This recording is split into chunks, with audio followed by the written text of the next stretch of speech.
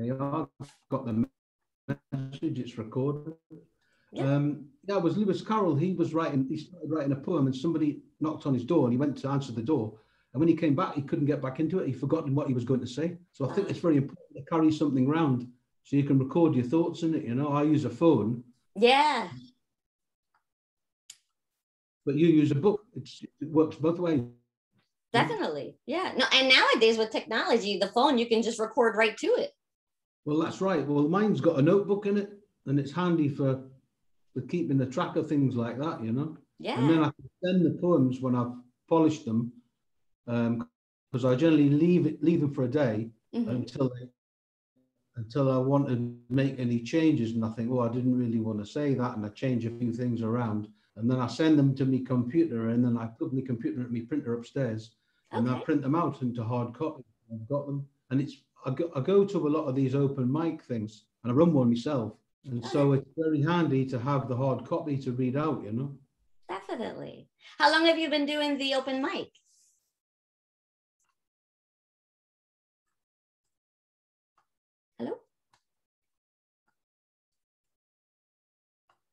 Hello? I think because the ones I was going to, they didn't really give the poets a chance. It was more about the person who was running it. Oh, yeah, that happens. The mic and they sort of took credit almost for other people's work, which I thought was a bit odd. Wow. And when I started my open mic, it was fairer and everyone's equal. And they said, why don't you make people stand up? I says, because when everyone's down, everyone feels at the same level, no matter how experienced you are or inexperienced you are. No one feels threatened or nervous or anything like that. So we do ours sitting down around the table in a pub. Oh, I like that. I like that. There's a local pub. And he lets us have the upstairs room, you know. It's called the Plough. But I also go to a history society there as well. Oh, really? And that's where there's a little roundhouse next to the pub, which joined onto it. And that's where some of the veterans meet up and talk about the problems and things like that. Oh, nice. And so when the poetry night's over, I go back downstairs and all the guys are there and we just chat in the corner, you know, just amongst ourselves, sort of helping each other out, you know. That's wonderful. I know how you said sometimes it's hard for men to express themselves, and that poetry is a good way to do that. Have you been able to do that with the veterans? Yeah.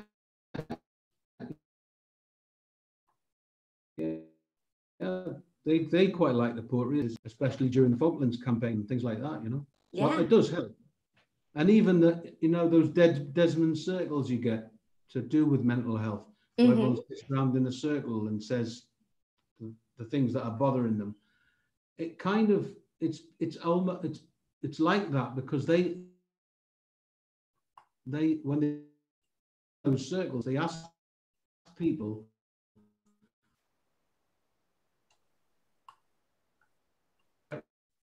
to write poems about their experience, and then some of them have talked about how the money goes to the poppy appeal or a forces charity, you know. So it's got a knock-on effect like that as well. Oh, good.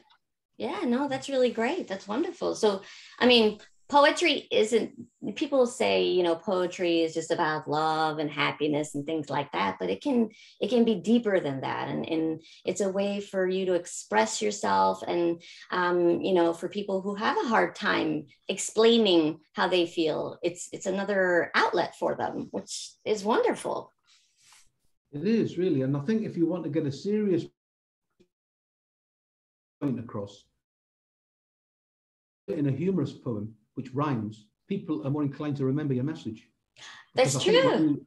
Rhyming poetry is easier to remember than prose poetry. I can never remember my prose poems, but the rhyming ones, I can sometimes remember them quite easily, you know. That's a good point. No, it's true. Yeah, and I think if, on the serious ones, if I write one that makes me cry, I know I'm onto a good thing. Yes. Sometimes if you write through tears, you think, I'm on a roll. It's wonderful. You get to put your emotions out onto the paper. It's going to be really good, you know. And then you put them on the internet and people like them and you think, I knew that was going to go well, you know. Yeah. So do you read poetry then? Do you read American poets or English? A long time ago, I used to when I was in college. Honestly, I haven't so much, but it's funny. My son is actually writing a lot of poetry. He likes Edgar Allan Poe. That's one of his favorites. So I read his poetry, my son's poetry. But I used to write poetry myself, but a long time ago. What you want to do is ask him if he's interested in joining Highland Park Poetry, because that's run by a lady called Jennifer Dotson in Chicago. Really? Yeah, and I've written a lot of poetry for her. That she's I think she's some sort of professor, and nice. She's obviously got an English doctorate or something like that. Mm-hmm. And they had a lot of statues on campus, and they want you to write poetry about these statues, but the statues weren't of people. They were about emotions. Oh, really? Yeah. That's fascinating. I had to pick a statue and write a poem about it, you know. And one of mine, and then they put it on the statue, and one of mine got picked to go on the statue. So that's wonderful. My immortality now. That's somewhere really in cool. Illinois, somewhere in Illinois. And I'll tell you another funny thing about America. My poems seem to go down better in America than they do in the UK. I don't know why. Really? But I like American poets. I like Robert Frost and Emily Dickinson. Yes. And I don't read much of the English masters. So maybe mine's a little bit more modern than English tastes desire, if you like, you know. Mm-hmm. But I do like one. Well, he's not English poet. He's a Welsh poet called R.S. Thomas. Mm-hmm. He was a clergyman in Wales, but he wasn't Welsh. Oh, really? He wanted to be Welsh. And so he learned the Welsh language. And he was a funny priest because if people didn't come to his church, he would walk to their house and knock on the door and say, why aren't you coming to church? Oh, wow, you know, hiding from him. And when he died, his son was clearing out his house and they found 2 boxes of scraps of paper with a book there. Oh, wow. And a lot of them are funny. I've been reading this book I've been reading these 3 books on and off for the last 10 years. Yeah. I think I bought them 10 years ago. But this R.S. Thomas, and he's a very hard one because because he's a priest, he understands theology more possibly than I do. Oh. But some of his poems are very anti-God. So really? In his lifetime, he must have had, I mean, this was going on from 1945 to 1990, this book of poems that they found. And I think during his sort of priesthood or his clergy career, he had crises of faith, you know, and he maybe he didn't believe in God sometimes. And he had to get back to him, you know. Yeah, which is a bit strange for a kid. You don't think. I mean, we went in this writers group I used to belong to. We went to this retreat for a writing day out. Okay. Save some money up their membership fees and everything. And it was this retreat where the clergy go. And I didn't realize they had these places for them to go and sort of renew their spiritual batteries, if you like. You know? Ah, that's fascinating. Took the pressure off them because they're like performers, really, aren't they? When they're doing the sermon. And I think if you do that every week, week in, week out, I can imagine it becoming quite wearing, and so you maybe have to go somewhere to have a holiday away from it to build yourself back up again. They're human like us. True. They had a bar in this place. Which surprised the hell out of me. And so I took full advantage of that immediately, I must admit. I said, you got a bar, is it open? Yes, what would you like? I said, I'll have a pint of lager, please. Then I was talking to some of the priests and we're going on like a house on fire, you know? Oh my goodness. Because they say, well, do you believe in God? I says, well, my only joke I know about theology is I believe in him, but sometimes I don't think he believes in me. And that always causes a big sort of looking to. And then there's some time in the conversation where you sort of say, they say, well, do you believe in God? And I say, well, I try to, but I said, can you prove to me that God exists? And that's a hard one, mind. And they try always to sort of wriggle out of that one. Exactly. You know? So we had a good afternoon talking. No, but I mean, it's fascinating. People don't realize that, they're human just like us. They have their own emotions and feelings. And I'm sure hearing everything from everybody, they go through a lot, So just like the one writer, he was writing down his feelings, and sometimes it was happy and positive, and sometimes it was dark, because kind of life is like that. It has good and bad, no matter who you are. Right? He also writes about individuals as well. I mean,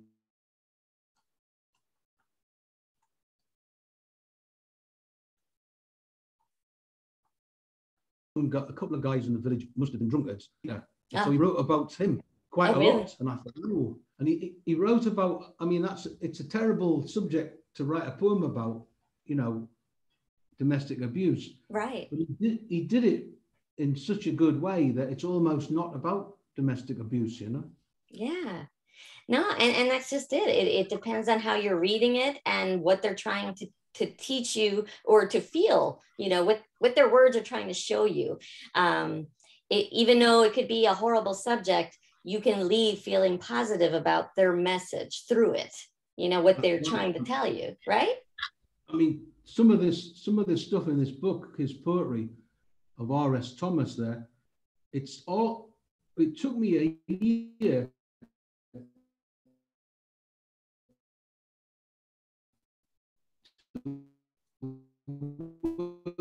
work out what some of them I can them, but it's one of those books for life. You never stop reading it. You might put it away for a couple of months, and then you get it. Well, they're worth the money, aren't they? I mean, I paid what's this?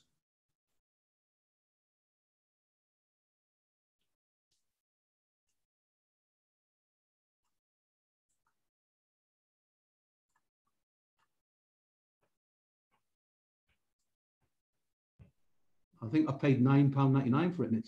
Oh wow, that's great. And you know what? It's priceless to you. You're learning all these different things from it. How do you put price on lifelong lessons that you can learn? Oh, did I lose you? This one, Robert. Now I met him on a train once, and Edward wasn't doing very this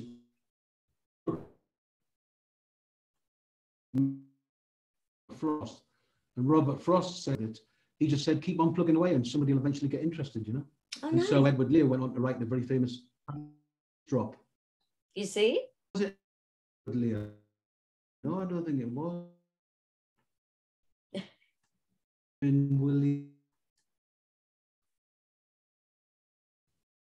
William Edward, something like that. Anyway, I forgot about it. But Robert Frost was one poem in a book of his that I didn't really like, and it was called Cottage. And then one day, because it was quite a long one, it was about 2 years long. And so one day I read it, and I read it until I got it. And then I liked it. Family nobody lived it anymore, so all the stuff was still there. And they were going to come there for holiday, they never did. Oh. So the house just slipped into, and I think the last person to live in it was a lady who died in the Civil War in America, Mm-hmm. And so I kind of up-to-dated my poem called Stir of Echoes, which is actually a horror film. Because I'm a shameless title stealer. And I wrote about this woman who tried to which was, but I did mention there was a desert and Men with Shorts or Afghanistan. It could be any of those periods. And a friend of mine said, you've left that deliberately vague, haven't you? I says, I have, because it depends what age you are when you read it. So an old man would think it was the Second World War. A younger man would think it was Iraq or Afghanistan or something like that, you know? Yeah, I mean, it's based on perception and what you were living with at that time.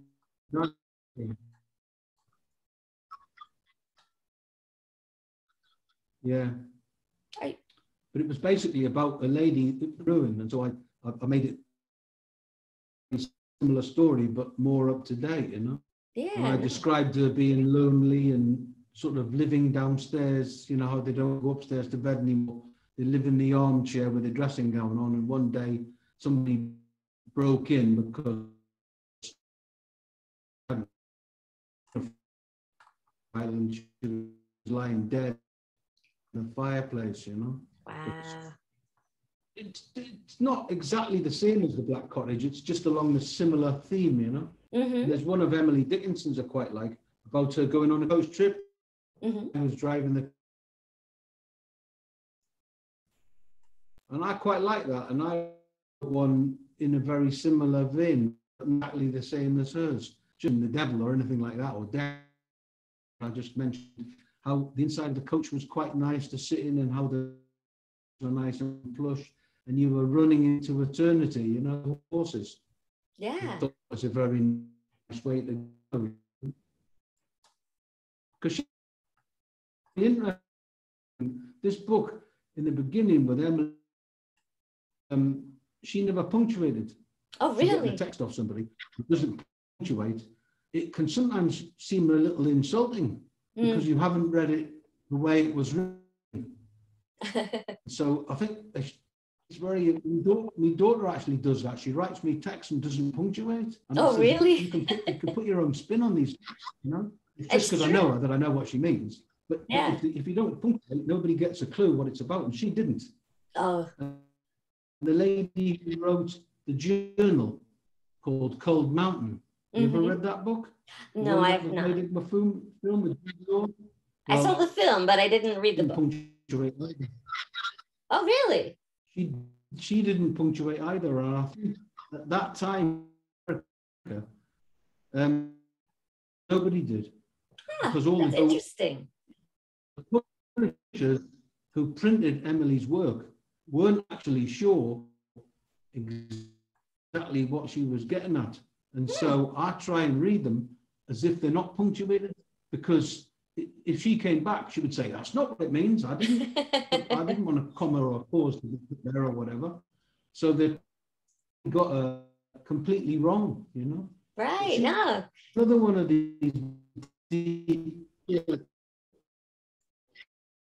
she's another one of these deep poets that when you read her stuff, what mood you're in, what message you get out of it. That's very true. With different ones are, depends on the mood you're in, depending. Yeah, no, I mean, it's like with anything, you know, your mind is set a certain way, and that will affect everything that you read or listen to or anything like that. I think a lot of poetry favorites, apart from one. I like Coleridge. Absolutely. Case, you know, and he was a dyed-in-the-wool poet, you know, but he also painted as well. Oh, really? As well. Do you think that the most poets also did paintings and other things, not just poetry?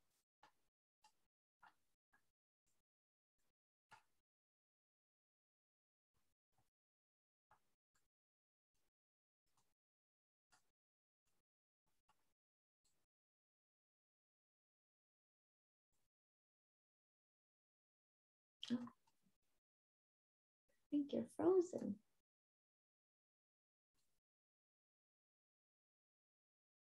Stimulate the left-hand side of your brain, which is the side of your brain which Oh. Are you there? Hello? I lost you there. Yeah, that's okay. We're having a little bit of technical difficulties. I lost you there for a minute. Okay, there you are. Can you hear me? I can, yeah. Okay, good. All right. You froze for a minute there, but you're back again now. So you were talking about Did you how stop they recording when also it did stopped, did you? painting and things like Good that. for you. That's right. And to get inspiration, this Coleridge character used to mix Lakeland brandy with laudanum and go out during lightning storms. Oh, and reckon he got inspiration from that. And I looked it up on the internet on one of the mental health sites. Alcohol stimulates the left-hand side of your brain, which is to do with creativity. So actually having a couple of drinks, I mean, a lot of comedians become alcoholics because they have to have a drink before they go on, because it makes them more eloquent, you know. Wow. You think it's to relax more them? and more and more and or more. is it to stimulate the mind? Is it, you know, some people do it to relax because they're going to go in audience, but maybe it also stimulates the mind. You're nervous. That's what I think it does. Yeah. Because I get a bit anxious. I go to the open mics, or if I'm doing a performance myself, and so I generally have a couple of.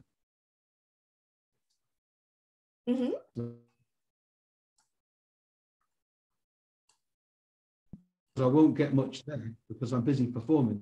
Right, right. And it does take the edge off your nerves, you know. Like you start to get more and more nervous as the week progresses, you know. And by the time the night comes, you're kind of getting the butterflies, and you're starting to, your hands are starting to shake a little bit, and you feel. And having a couple of drinks does bring you down a little. Right.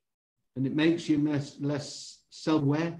You come off as this really big, confident guy when you probably might not be, you know. This is what happened to the comedians years ago. I mean, a lot of them, apart from one or two, there was a guy, an English comic called Peck.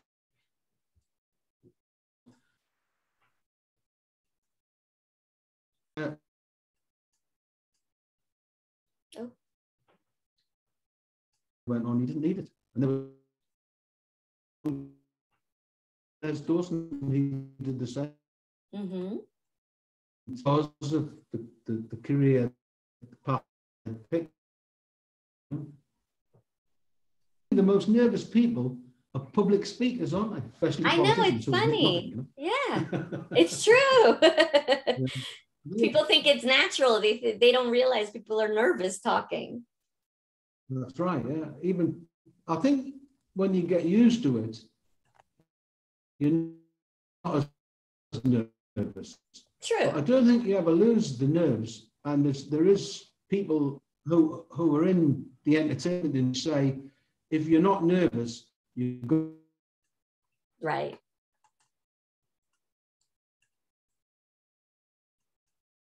And if you are nervous, it's generally good. Yeah. It means you care, you know? Very true. I've known myself. If I feel nervous during, I know that's a good point you had there. Right? So I'm going to end our podcast right now. Some time has gone by. So I just wanted to see if there was anything you wanted to say to anyone regarding the importance of poetry, or just a message for them.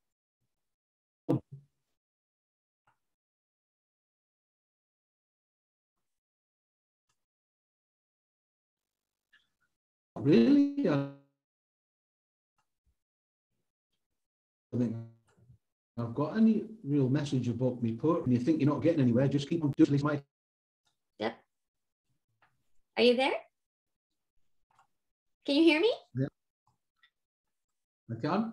Okay, let's try this again. Your message got lost. You've been frozen, so I'm gonna have to edit and do different things. But if you want to tell them the message again, I can add that in. Oh, brilliant! Yeah, all I would say to other poets out there who are worried about not getting anywhere with their poetry, and they keep on sending it out, and they get rejected and everything. You just got to keep on doing it, and you do get a modicum degree of success that you might be happy with. I mean, I'd never want to be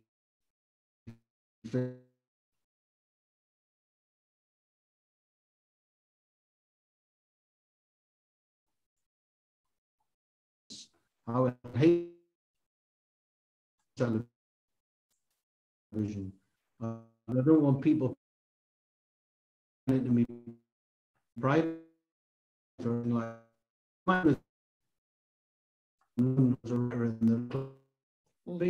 I'm quite happy where I. Oh, okay, I lost you.